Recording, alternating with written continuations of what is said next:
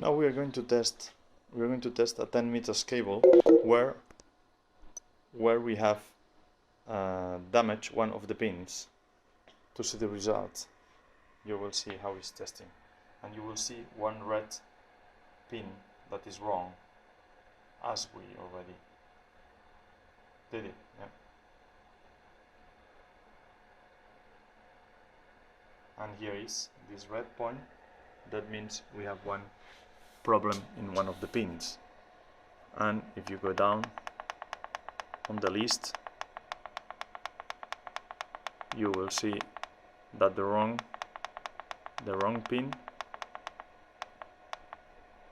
is the number 82.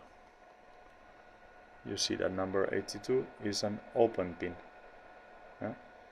Just for the test.